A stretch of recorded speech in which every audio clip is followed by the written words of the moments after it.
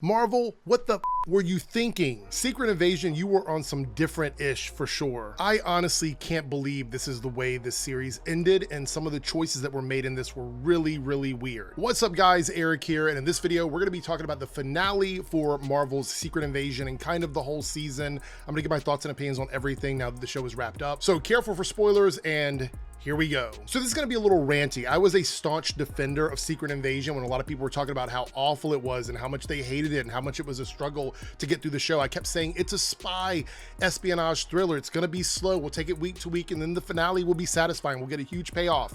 And then the finale happens and there's a couple things where I'm like, why?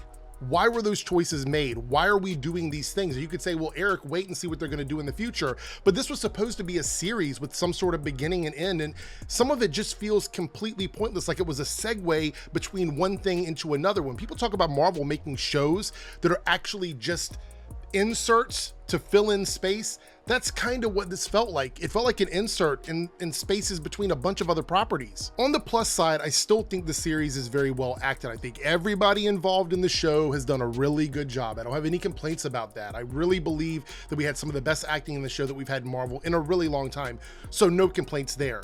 And I'm guessing that a lot of the budget went into this finale. I think it was like over 200 million for the show, which is like a movie budget, more than a lot of movies to get the show made for 6 episodes. And the other thing is the episodes were relatively short. Outside of the first couple episodes, they were all like sitcom length, like less than a half an hour total if you cut out all the credits and stuff like that. So an extremely short runtime on the episodes, and a lot of like boring moments that I thought we were going to get more and more and more as we got to this finale. It just didn't happen. I guess the first big spoiler is this kind of sets up the Marvels with Nick Fury going back to the station in the sky and leaving Earth where it is in disarray. And kind of the big thing is that the president sort of declares war on Skrulls, which leads to a lot of vigilante justice and people out there just taking the law into their own hands, which is really weird because the entire purpose of the Sokovian Accords was to make sure that people weren't out there being vigilantes, that superheroes were registering so that way they could make sure they're not out there doing anything wrong.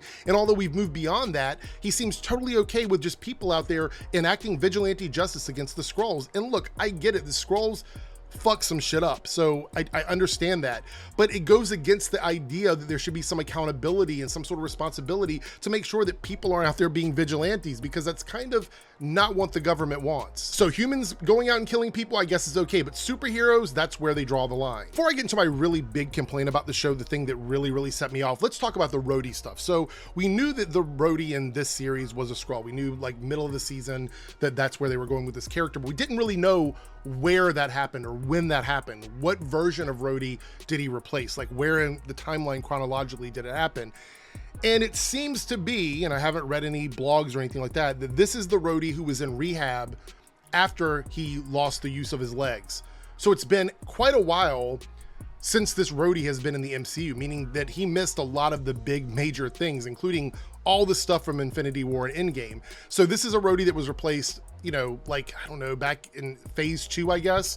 So a lot of the character development that he got, a lot of the things we knew that Rhodey went through from there till now is a Skrull, or was a Skrull. And so if you're somebody that loved that character universally, you're probably going to be bummed out about that. But I will say that that's kind of the collateral damage of what the Skrulls did. They had to pick a character that was going to be a fan favorite, somebody like Rhodey, War Machine, that everybody really loved, and make them that has been a Skrull for a long time. And that's who they decided to go with. Now, I'm very curious how that's going to affect Armor Wars and what kind of, like, I guess, rehabilitation Rhodey is going to get, where this is going to go for his character. I have no clue. I don't know at this point, but it does look like he was still in a hospital gown, which tells me he was probably still in rehab after losing the ability to walk. So interesting choice, Marvel. All right, let's talk about the big stuff, the stuff that really bothered me and something that I think is going to have ramifications on the MCU moving forward, because it's going to be a big problem. And that is the fact that now Giah has powers of like multiple characters in the MCU. Like, not only does she have the powers of Captain Marvel, but she has like the Black Order, Ebony Maw specifically. She has like Abomination, Drax, Guardians of the Galaxy characters. She has the Extremis stuff. So right now, as it stands, she's the most powerful character in the MCU. Easily. There's no one more powerful than her except Gravik, and I think now Gravik is dead. They had a battle in this episode, and I think that she killed him, but we never saw his body disposed of, so you know how that goes. Either way, this is going to cause ramifications on the MCU that I think are going to go far beyond Secret Invasion, and probably far beyond any of the more recent movies. I have a theory on that. We'll get to that in a second. But as of right now, a character was basically just given the keys to the most powerful characters that we've known over decade plus in the MCU. So good luck with that. Okay, so my theory is now that Sonya has approached Giah about working together, that somehow this is going to be dealt with in the Thunderbolts movie. I don't know 100%. I could be wrong there, but I feel like this is going to be a storyline in the Thunderbolts movie, and that they're going to have to face off against her with all of her powers. And I feel like that's the direction it's going to go, because some of the powers there were redundant, like the Winter Soldier and Captain America, literally redundant powers, or Asgardians, redundant DNA abilities from them. So there's a lot of redundancy in there, and it looks like she can't use them all at once. Like she has to pick the ones that she wants to use, other than Extremis, because that will allow her to heal from stuff, I suppose.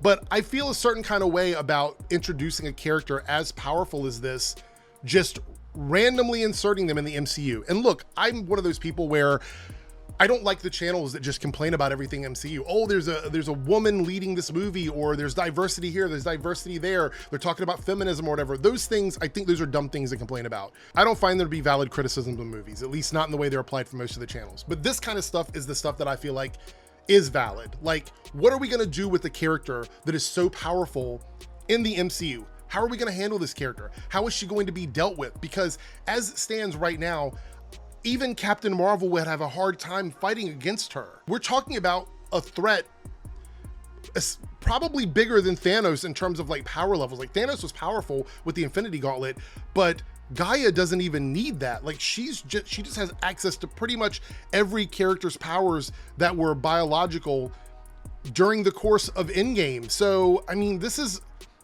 massive. So overall, I was underwhelmed with this series. I think the series could have been a movie, or it didn't even have to occur at all. I feel like they either needed to tell a more interesting story, I guess, with these characters, or done more with them, because Gravik was very underwhelming. They didn't really develop that character enough, in my opinion. He started to get really good in this finale, and then he's gone. This finale with his stuff with Nick and him was pretty good, but it's the best we've gotten of him, and now he's no longer part of the, I mean, maybe he'll come back, I don't know. Very underwhelming for me. I feel like Secret Invasion was kind of a dud at the end. I tried to give them as much leg room as possible in my car, so that way I could see what they were cooking up, but I think the show overall is going to be one of those shows where it established something with the Skrulls' powers, especially Giah, that is going to be a issue for Marvel moving forward. I'm not sure what they're going to do with this. Not too happy with it. And also, interesting choice with Rhodey. I don't know how it's going to pan out in the next project that he's in and what it's going to mean for his character, because he's got a lot of emotional and psychological trauma to unpack, because he's coming into a world that is, he's been on ice for like, what, 15 years? Yeah, wait, was he in cryo? Because he didn't look much older. I don't know, we'll have to see. Anyway, let me know your thoughts and opinions on this finale and the series down in the comments below. Did you like it? Did you not like it? Do you agree or disagree with anything that I'm talking about over here? Make sure you subscribe if you're new to the channel. I'd love to have your thoughts and opinions over here. Give me a thumbs up on this video, and definitely let me know if you agree or disagree with me down below. And that's it, I'm out of here. Marvel, this was kind of a mess.